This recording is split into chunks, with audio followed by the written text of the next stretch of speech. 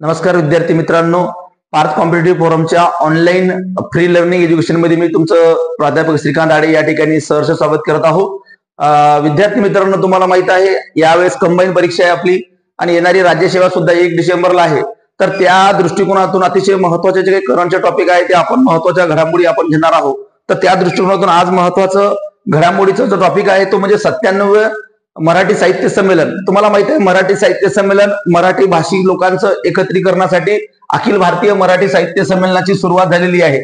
तुम्हाला माहिती आहे 2024 ला मराठी साहित्य संमेलन झालं, ते 97 साहित्य संमेलन आहे बघा। 97 साहित्य संमेलन अखिल भारतीय मराठी साहित्य संमेलनाचा लोगो या प्रकारचा होता बघा, आणि त्याच्या खाली थीम होतं बलसागर भारत हो विश्वास शोभून राहो। बघा विद्यार्थी मित्रांनो, या प्रकारे आयोग विचारलं जाऊ शकते की तुम्हाला सर्व माहित आहे आणि थीम काय आहे महत्वाची, तर बलसागर भारत हो आणि विश्वास शोभून राहो या प्रकारची जी थीम आहे। अखिल भारतीय मराठी साहित्य संमेलन अमळनेर, लक्षात घ्या अमळनेर हे जळगाव जिल्ह्यातील आहे। या ठिकाणी 97 साहित्य संमेलन झालं। बघा सुरुवातीला ज्यावेळेस साहित्य संमेलनाचं आपण इतिहास जर बघितला तर आपल्याला तो पण बघायचा आहे की सुरुवात कशा प्रकारे झाली। म्हणजे न्यायमूर्ती गोविंद रानडे यांनी मराठी साहित्य संमेलनाची सुरुवात केली पुण्यामध्ये, जे 1878 सालीपासून सुरुवात झालेली आहे। तर आपल्याला विविध साहित्य संमेलन तुम्हाला माहित आहे 97, 98 ते सुद्धा आता होणार आहे, हे जाहीर करण्यात आलेलं आहे। आणि त्याचबरोबर 96 म्हणजे 96 साहित्य संमेलन हे कुठं झालं, साधारणतः 92 पासून आपल्याला माहित पाहिजे 98 पर्यंत, कारण जोड्या लावासाठी सुद्धा प्रश्न हा विचारला जाऊ शकतात। बघा विद्यार्थी मित्रांनो, अखिल भारतीय मराठी साहित्य संमेलन 2024 या संदर्भाच्या घडामोडी आपण बघत असताना याच्यामध्ये 97 साहित्य संमेलन अमळनेर जळगाव मध्ये झाले। कुठे झाले? अमळनेर जळगाव, लक्षात घ्या कुठे झालं? अमळनेर जळगाव। याचे अध्यक्ष होते डॉक्टर रवींद्र सोबणे। बघा अध्यक्ष विचारल साहित्य संमेलन कुठे झालं ते विचारल, किंवा डॉक्टर रवींद्र सोबणे हे काय आहे बाबा यांचं कार्य सुद्धा आपल्याला विचारू शकतात, कारण जे साहित्य संमेलनाचा जो अध्यक्ष आहे त्याचं कार्य सुद्धा विचारलं जातं शकते। पहा याचं उद्घाटन केलेलं आहे सुमित्रा महाजन, जे लोकसभा सभापती होत्या, लोकसभा सभापती ज्या माजी लोकसभा सभापती होत्या, भारताच्या लोकसभा सभापती ज्या दुसऱ्या महिला होत्या। तुम्हाला माहिती आहे प्रथम महिला होत्या मीरा कुमारी, प्रथम महिला जर आपण बघितला लोकसभेच्या तर मीरा कुमारी होत्या। आणि त्यानंतर या सुमित्रा महाजन यांनी लोकसभा अध्यक्षपद हे स्वीकारलं होतं, आणि त्यामुळे लक्षात घ्या ते द्वितीय महिला होत्या। आणि यांनी जळगावच्या साहित्य संमेलनाचं काय केलेलं आहे? उद्घाटन केलेलं आहे अमळनेरचं, हे कायम लक्षात घ्या। पुढे बघा अखिल भारतीय मराठी साहित्य संमेलन महामंडळ अध्यक्ष प्राध्यापक उषा तांबे। बघा आता तुम्ही सांगाल हे जे काही महामंडळ असते, महामंडळ असतात विविध महामंडळ, विदर्भ विकास महामंडळ, कोकण विकास महामंडळ, आदिवासी महामंडळ, वसंतराव नाईक महामंडळ, या प्रकारचे तुमचा अनुशेष किंवा तुमचा विकास व्हावा यासाठी विविध महामंडळे असतात। आणि या प्रकारच्या महामंडळावर वर्णी काही लोकांची झालेली असते, आणि या ठिकाणी या महामंडळावर अध्यक्ष म्हणून प्राध्यापक उषा तांबे यांची अध्यक्षपदी निवड आहे। म्हणजे अध्यक्ष सुद्धा जर आपल्याला महामंडळाचं जर विचारलं तर प्राध्यापक उषा तांबे आहे। आता बघा हे जे काही 98 साहित्य संमेलन होणार आहे 2025 ला, तर हे होणार आहे पोरवण न्यू दिल्ली। कुठे होणार आहे? न्यू दिल्ली। 21 ते 23 फेब्रुवारी दरम्यान 2025 ला होणार आहे। बघा न्यू दिल्लीला 21 ते 23 फेब्रुवारी दरम्यान होणार आहे, आणि या ठिकाणी याच्या 6व्या महिला अध्यक्ष आहेत। बघा आजपर्यंत 5 महिला अध्यक्ष होऊन गेलेल्या आहेत। मराठी साहित्य संमेलनाच्या किती महिला अध्यक्ष होऊन गेलेल्या आहेत? 5।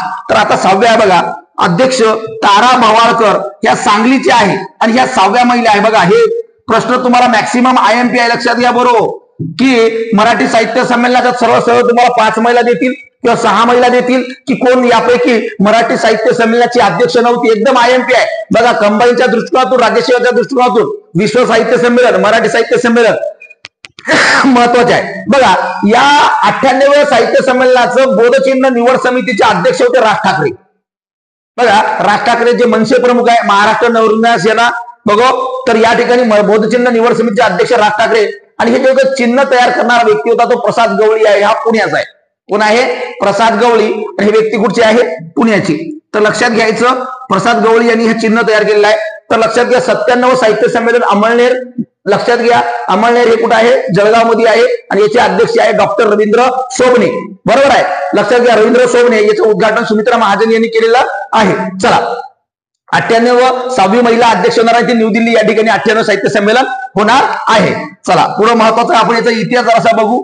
साहित्य संमेलन जो आहे बघा अखिल भारतीय मराठी साहित्य संमेलन जो काही झालेलं आहे, तर या ठिकाणी याचा जर आपण इतिहास जर बघतो म्हणलं तर बघा, सुरुवात 1878 पुणे, न्यायमूर्ती गोविंद रानडे, न्यायमूर्ती रानडे यांनी तुळशीबाग, लक्षात घ्या, तुळशीबाग या ठिकाणी तुम्हाला सर्वात पहिल्यांदा मराठी साहित्य संमेलन आपल्या घरात मराठी साहित्य प्रेमिक एकत्र यावे, मराठी भाषेला, मराठी साहित्याला, मराठी वाङ्मयाला महत्व प्राप्त व्हावं यासाठी साहित्य संमेलनाची सुरुवात. त्यानंतर आता जे काही तुम्हाला विचारले मागचे साहित्य संमेलन कुठे झाले, 96 साहित्य संमेलन झाले वर्धा, त्याचे अध्यक्ष होते नरेंद्र चपळगावकर. त्यानंतर 95 साहित्य संमेलन उदगीर, हे उदगीर कुठे आहे, लातूर, लक्षात घ्या, याचे अध्यक्ष भारत ससाणे. त्यानंतर 94 साहित्य संमेलन नाशिक, याचे अध्यक्ष जयंत नारळीकर, बरोबर आहे, अतिशय महत्वाचं व्यक्तिमत्व आहे जयंत नारळीकर. त्यानंतर 93 साहित्य संमेलन उस्मानाबाद, लक्षात घ्या, याचं नवीन नाव आहे धाराशिव, लक्षात घ्या, धाराशिव, तर याचे अध्यक्ष होते फ्रान्सिस दिब्रेटो, लक्षात घ्या. 93 साहित्य संमेलन उस्मानाबाद, याचे अध्यक्ष फ्रान्सिस दिब्रेटो.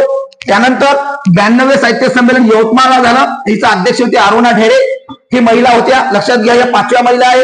अरुणा ढेरे कितव्या महिला आहे, 5व्या महिला आहे, ह्या अध्यक्ष होत्या, लक्षात घ्यायचं. तर अखिल भारतीय मराठी साहित्य संमेलनाची सुरुवात, त्याचा आपण इतिहास बघितला. 96 कुठे झालं, वर्धा. 95 कुठे झालं, उदगीर. 94 नाशिक. 93 उस्मानाबाद. 92 यवतमाळ.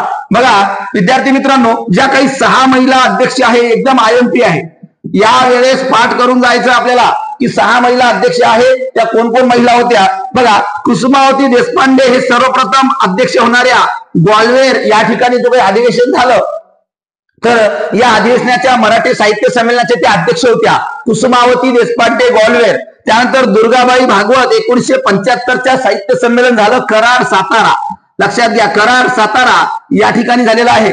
त्यानंतर शांता शेळके 1996 आळंदी पुणे या ठिकाणी साहित्य संमेलन झालं आणि याच्या त्या अध्यक्ष होत्या.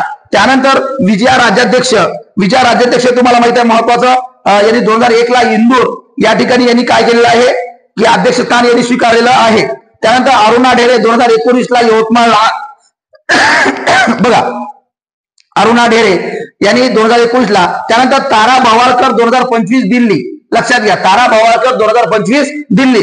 बघा, कुसुमावती देशपांडे, त्यानंतर दुर्गाबाई भागवत, शांता शेळके, विजया राजाध्यक्ष, अरुणा ढेरे, तारा भवाळकर. 6 महिला. किती महिला, 6 महिला. आपल्याला हे लक्षात घ्यायचं आहे की येणाऱ्या परीक्षेमध्ये आपल्याला अतिशय महत्वाचा, हे 6 महिला आपल्याला विचारले जातील की तारा भवाळकर आता न्यू दिल्लीचा जो काही मराठी साहित्य संमेलन 98 त्याच्या ते अध्यक्स होणार आहे. तर 6 महिला आपल्याला IMP विचारले जातील की पहिली महिला मराठी साहित्य संमेलनाचे अध्यक्ष कोण आहे. आता 6 कारण लक्षात असलं पाहिजे, कारण 2025 मराठी साहित्य संमेलन होणार आहे, ते पण फरवरी महिन्यात. आता आपल्याला 97 माहित पाहिजे, 96 माहित पाहिजे, 95 माहित पाहिजे आणि 94 माहित पाहिजे. तर हे महत्वाचे साहित्य संमेलन आपल्याला लक्षात आले पाहिजे, बरोबर आहे. तर हा त्याचा इतिहास आणि त्याच्याबद्दल संपूर्ण माहिती, याच्या बाहेर एक सुद्धा प्रश्न येणार नाही विद्यार्थी मित्रांनो. बघा, एकदम IMP आणि महत्वपूर्ण घडामोडी आहे. आता काही आयोग काय करते कधी कधी की जो काही साहित्य संमेलनाचा अध्यक्ष आहे त्याच्यावर सुद्धा प्रश्न विचारला जाऊ शकते कधी कधी. तर यावेळेस जे काही साहित्य संमेलनाचे आपले अध्यक्ष आहे ते म्हणजे रवींद्र सोबणे, लक्षात घ्या, रवींद्र सोबणे हे यावेळेस आपल्या साहित्य संमेलनाचे काय आहे, अध्यक्ष. आणि याच्यावर प्रश्न तुम्हाला विचारला जाऊ शकते.